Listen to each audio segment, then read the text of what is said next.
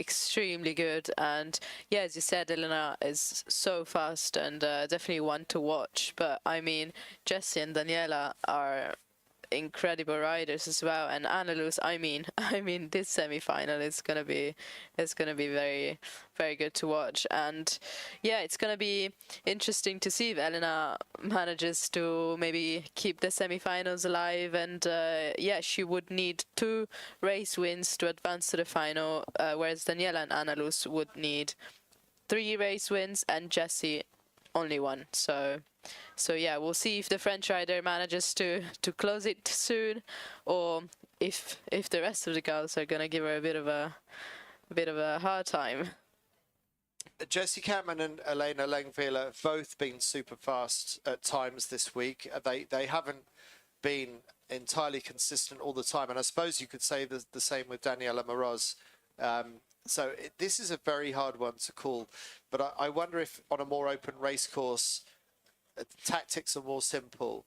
I wonder the simpler it gets, the easier or the more straightforward it becomes for Elena Langvilla to use her boat speed. What do you think?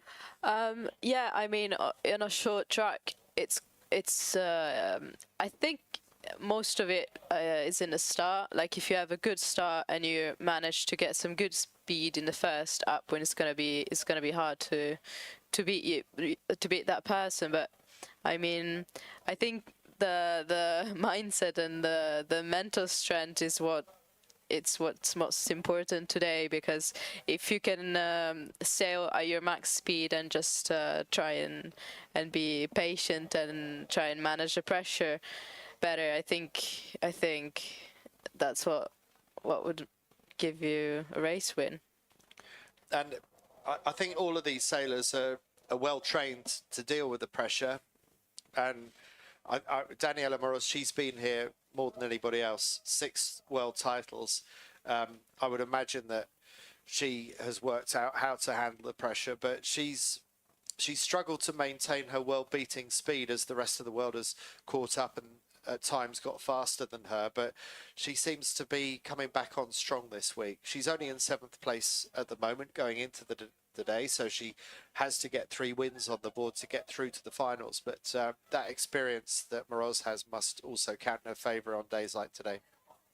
Yeah, absolutely, I agree with you. And I mean, Daniela's has always been performing really well, even under pressure. I mean, you can't win 6 world titles without being able to deal with the pressure, that is for sure. But Jessie and Elena are also very, very strong riders, so it's going to be hard to beat them 3 times, that is for sure. That is a big challenge that the American rider has.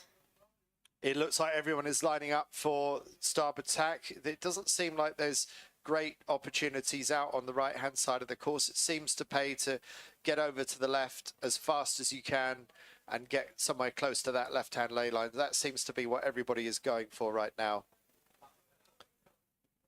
So it's Jessie Campman closest to the committee boat, and it looks like it's going to be Elena Langvilla that's going to be closest to the pin end, the way that they're lining up at the moment. So we have Jessie in the yellow beeb, Elena in the blue beeb, Daniela in the red, and Annaluz in the green. And off they go. Here's the start. And it looks like it's a good start for Jessie Campman up on the windward side of the racetrack, and not a great start for Daniela Moroz. Yeah, it looks like oh, splash down. Oh, that is Elena. So a crash for Elena Langvilla from Switzerland. Back up and running again. But that's going to be expensive for her. So will Elena Langvilla be able to... She's matching her speed, and they look very, very close. So Jessie Campman leading at the moment. Annaluz Lammert's putting her under pressure, and Daniela Moroz slightly back in 3rd. That's Moroz on the right of picture. Very close between Lammert's and Campman right now. So Annaluz is just windward of Jessie right now as they approach the ley line to the mark. And whoever that is up there, further up the course, really needs to get out the way because they are not part of this race.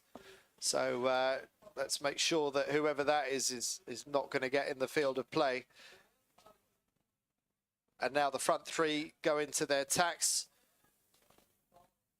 It's very close between Lammerts and Kampmann. It's Lammerts with a bit of a lead, and Kampmann struggling to get round the women mark, having to pump the foil to get round, and now being caught by Daniela Moroz. So this is good sailing by the Dutch rider, who's stretched a bit of distance on Kampmann and Moroz, who are now trying to catch up, while Elena Langweiler is still struggling and yet to go around the women mark. So this has turned into a 3-horse race right now. It doesn't look like Langweiler is going to get back into this.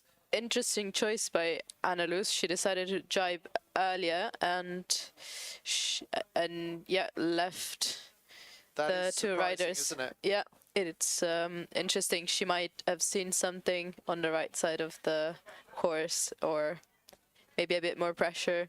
It's hard to tell from here, but will this open the door for the other two to get down the inside of Anna Luz Lammerts coming down to the bottom of the course? We'll find out in a moment. Lammerts has already jibed, and now the other two jibe as well. And it could be that there is, splashdown. And that's Daniela Moroz that had a brief splashdown just as it looked like Moroz might have got into the lead. It's back with Jessie Kampmann now. So Jessie Kampmann leading and going higher and faster than Lammerts and Moroz, but a bit of a splash there for Kampmann as well. But Kampmann in control. And Lammerts, well, that was a tactical mistake down the run. That early jibe didn't work out for her. Moroz deciding to go to be the first of the tackers, followed by Lammerts, but immediate response from Jessie Kampmann as well. yeah, it looks like Jessie made the most of that situation at the downwind mark and was able to regain the lead. Very good. Race from start not clear, we've just heard. So there might be another twist in this tale. We need to find out who was over early on the line. So we will let you know when we find out. So we've just heard that Elena Langweiler was UFD, so that's not going to affect things. Just Elena's not had a great start and not had a great race. So what you see is what you get here right now. It's whoever of these three wins this race. That's what matters right now. And if it's Jessie Kampmann, well, there will be no more racing in women's semi-final A, because it's Kampmann who's in pole position. Kampmann who's just completed the last of her tacks in this race. And now it's up to Moroz and Lammerts to try and catch the French rider. They've only got one run and one reach left in which to do that. Otherwise, it's going to be Kampmann booking her spot in the final. And down they come for the final leg. What will Kampmann do this time? Will she go for the early jibe like Lammerts did previously? I suspect she's going to take it a little bit further over towards this ley line, but one of the others might as well go for an early jibe and try something different. I think she's going to try and match the fleet and try and control them, because she... Oh, no, it looks like she's doing an early jibe. Unless there's not much ley line left anyway. We'll find out shortly, but I don't think she's left a huge amount of extra sailing to be done on that side of the course. So no, the others pretty much following her down. So this is still a good controlling position for Jessie Kampmann to be able to win this race from. And it's Daniela Moroz in second, Anna Luz Lammerts now back to third, and a long way back, Elena Langweiler, but she will be UFD disqualified anyway for having started too soon. Last jibe completed by Jessie Kampmann, and it's Moroz who has closed the gap. Moroz, the 6-time world champion, pushing hard to try and stay in this competition, trying to get into the final. And Moroz really going fast, might as well throw everything oh my at it. God, they are so close. Moroz she's pushing so much.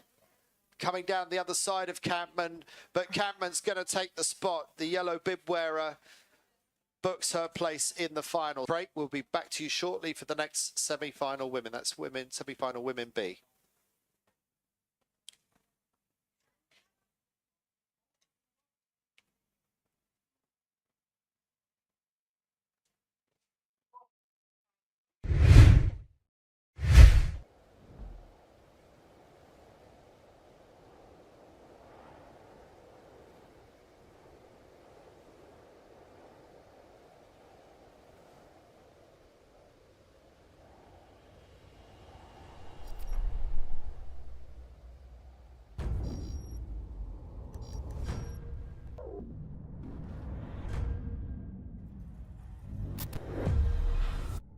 Meet the R1V4, our highest performance Olympic and IKA registered racing machine.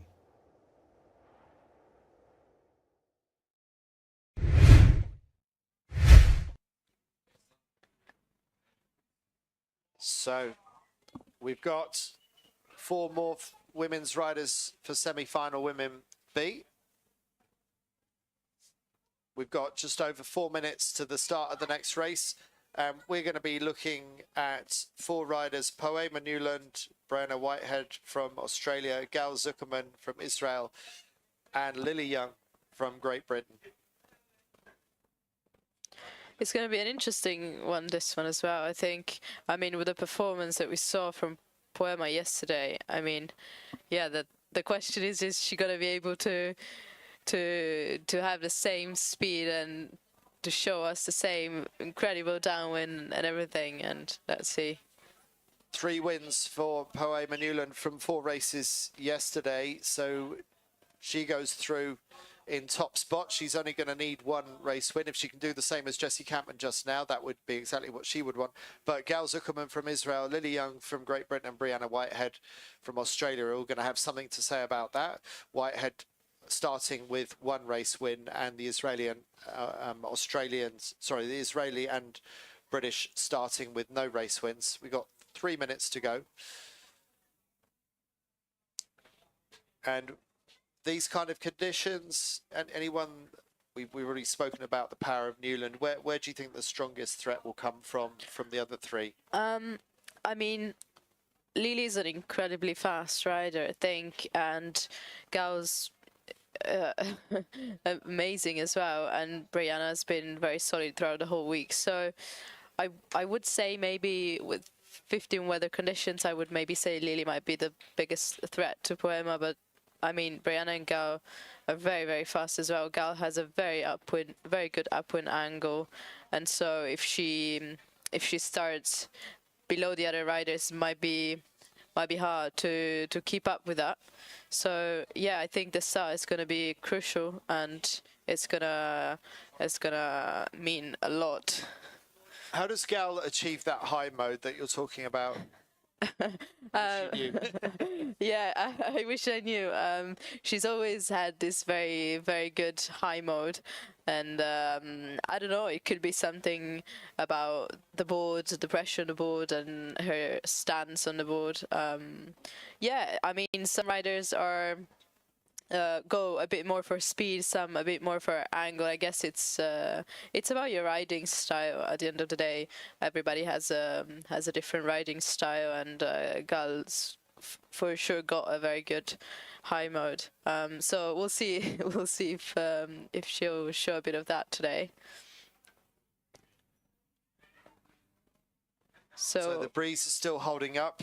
We've still got good solid conditions for the Worlds. This is day 6, the final day of the World Championships in Hyeres in the south of France, the last big event before the Olympic Games, before kiteboarding makes its Olympic find out. 30 seconds to go. 25 seconds to go. It looks like it might be postponed a little bit. I don't see the riders approaching Maybe the line. So I think they're restarting the start sequence. So we'll see if we can go to a quick break, and we'll be back to you in a moment.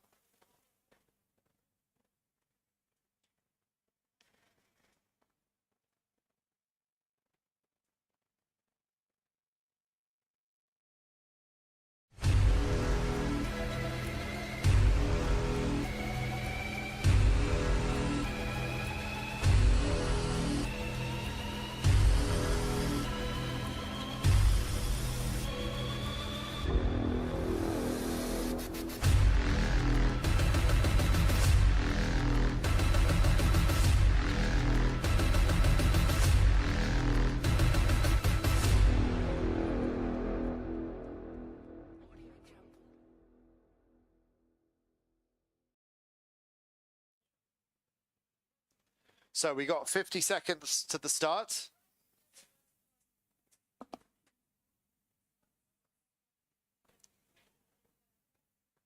And so just to off some of the speed before they line up start.